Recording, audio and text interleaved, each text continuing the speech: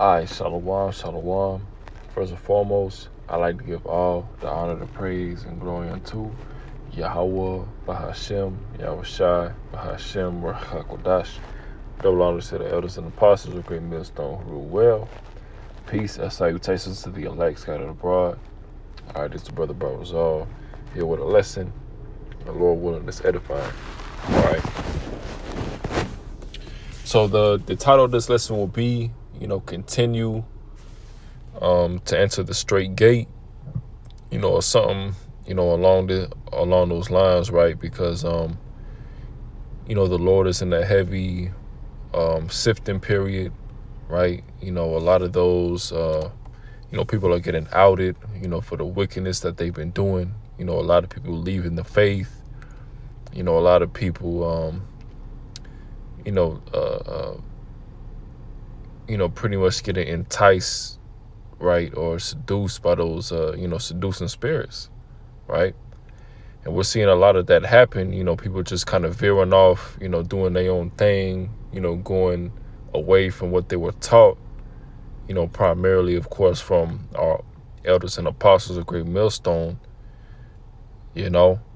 which we know that, the Lord pretty much, took them out of that path, right? Of righteousness, right? Of having, the right doctrine, the sound doctrine, right? And pretty much going in, believing in, damnable heresies, allowing, whatever leaven they had to, that they couldn't purge to, take over them and eventually, veer off from the faith, from the straight gate, right? So we're going to get into it. This is the, the first precept, right? This is Matthew 7:13. Going into, it says, enter ye in at the straight gate, for wide is the gate, and broad is the way that leadeth to destruction, and many there be which go in thereat. Exactly. All right. And this truth, the faith is so serious that, you have to have, everything right. Like, even if, you could be, you could have everything right. But if you have that one thing wrong, right, if you believe in one thing that's wrong, that could jeopardize, your salvation, right? Going into, the apostles, they always go into the analogy, going into, when you're trying to open a lock, right? When you open the lock, if you get one number wrong, right, it won't open, right? You could have every other number right, but if you get that one digit wrong, the lock won't open, right? And that's how this truth, that's how you got to look at this truth, all right? And that can mean whatever, and you see that, right? It's been a lot of individuals who fell out, over, just one difference in doctrine. They start teaching something wrong, they choose not to correct it, and they eventually get, kicked out the camp. They eventually break off and do their own thing, which, more times than not, is, only happens for a certain period of time, and then, you don't see them out there no more, right? A lot of guys go out there, teaching they, doctrine that they came up with, or have they grudge against, GMS or the apostles, right? And, pretty much just, that's all their ministry will be based upon. And then eventually, they'll go back to the world, they'll stop teaching, whatever the case may be. All right. And that's what's so scary about this truth, because, if you're not constantly, trying to get right with the Lord, constantly, purging yourself of them demons, constantly purging yourself of that leaven, you could easily get caught up, and go into the, from the straight gate, right? Going into the destruction.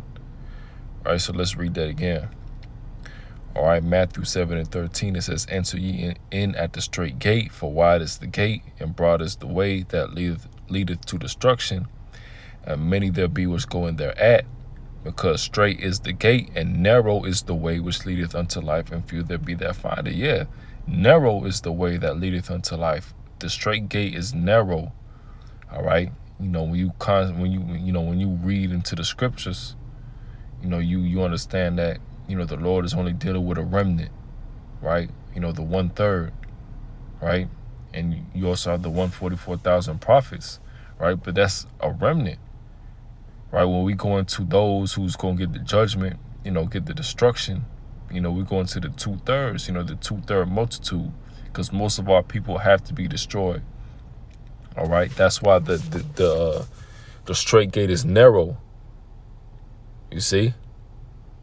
Because the Lord is only dealing with a remnant. The scriptures go into many are called, but few are chosen. You see? So that's why it's important, not to let, them different demons, overtake you. Especially if you got the, the truth. You under the apostles and elders and GMS. You got the 100% truth. Because we've seen it time and time again happen. All right. So let's get into 1 Timothy 4:1.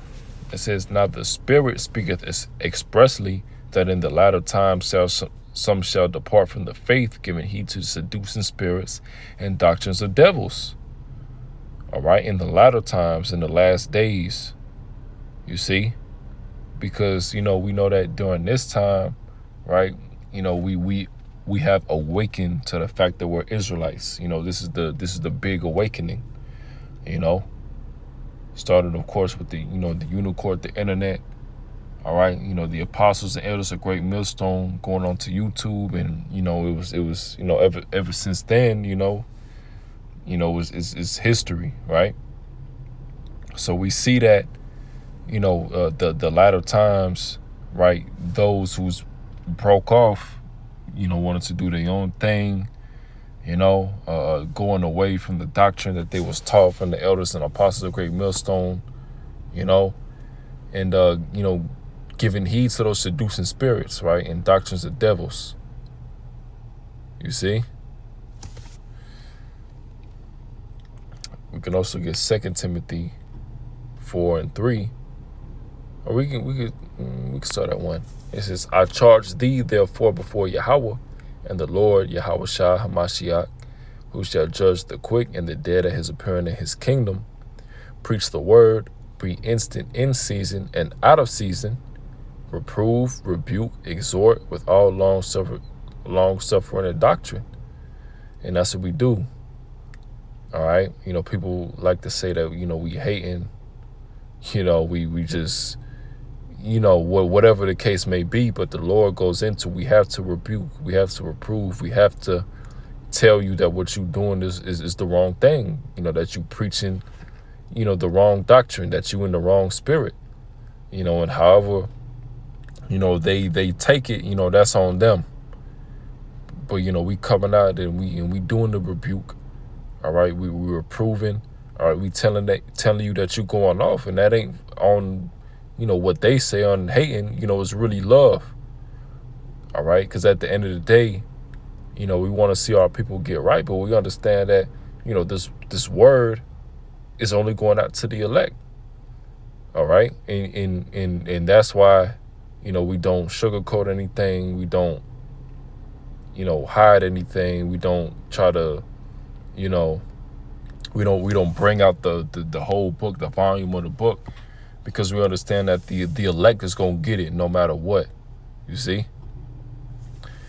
Verse 3, "For the time will come when they will not endure sound doctrine, but after their own lust shall they heap to themselves teachers having itching ears, and they shall turn away their ears from the truth and shall be turned into fables."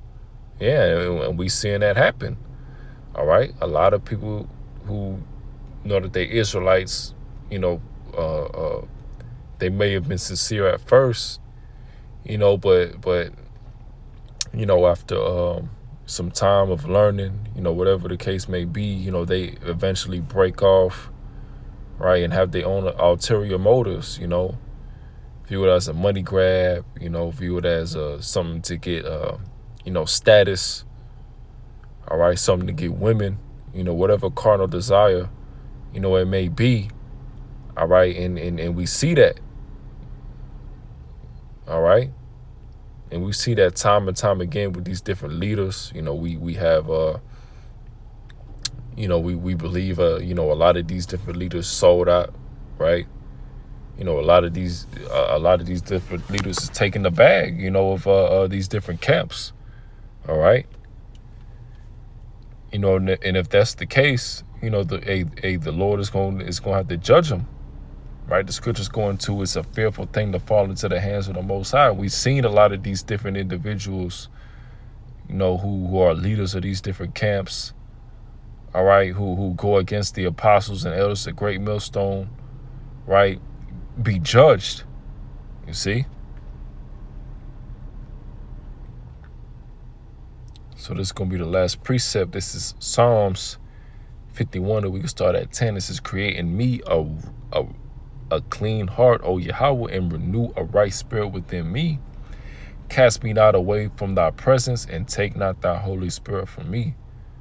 Yeah, because during, this sifting period, the Lord, if you're not taking it serious, right, you being lukewarm, the Lord could easily take the spirit off of you, and give it to, the next Jake, who will take it serious, you see, and actually, do what he's supposed to do with the gifts and the talents that the Lord gave him, not hiding your talents, under a napkin. That's why it's important to stay on fire, right? Constantly be in prayer, right? Because, the Lord could easily take the spirit off of you. If you're not on fire, you're not taking it serious, all right? You tarrying, you slowly, veering off from that straight gate, from that path, right? You go into the way that leads to destruction, because the scripture's going to, as we just read, broad is the way that leadeth to destruction, you see? So that's why it's so important to stay on fire, man. You see? And we'll read that one more time. So it says Psalms 51:11, cast me not away from thy presence, and take not thy Holy Spirit from me. You see? And we have to constantly examine ourselves, constantly pray to the Lord, that he doesn't take the spirit away, do whatever we got to do. All right, because we understand that, the only hope we have in this society, all we have is this truth. This is what we have in order to, receive that salvation, in order to get out of this captivity, this hell that we're going through. All right, just being the servant of Yahweh Ba'Shem Yahushai, and Lord will, doing what's required of us to obtain that salvation, because that's what this thing is all about, man. All right, salvation. But that'll do it. That'll wrap up the video.